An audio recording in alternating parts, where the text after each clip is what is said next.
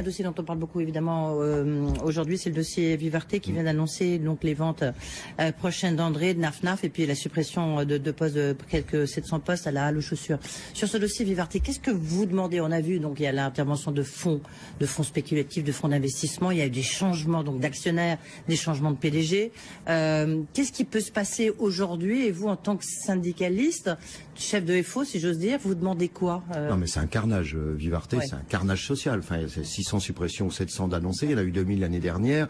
C'est une logique financière qui l'emporte sur une logique industrielle au sens pur ou économique, etc.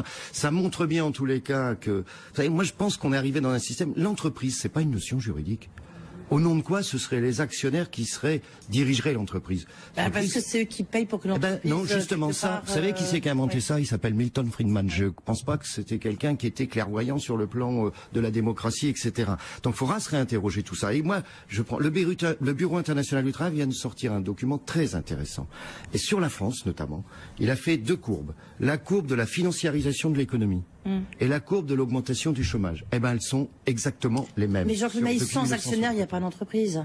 C'est pour ça qu'il faudrait peut-être des fonds de pension. Je ne dis pas. Ouais, non, c'est une logique qui est purement financière, une logique de rentabilité à court terme.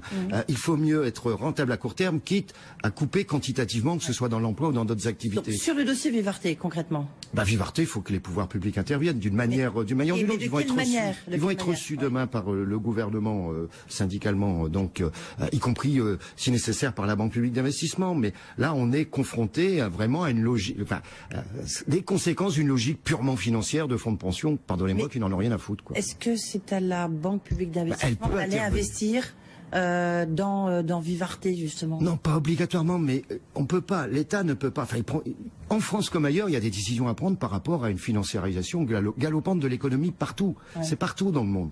C'est comme ça qu'on a des difficultés également. Donc, alors après, il y a les dossiers concrets posés. C'est pas la première fois, mais là, c'est vraiment un véritable carnage. Est-ce que vous pensez que l'intervention justement du gouvernement est un peu trop tardive sur ce dossier?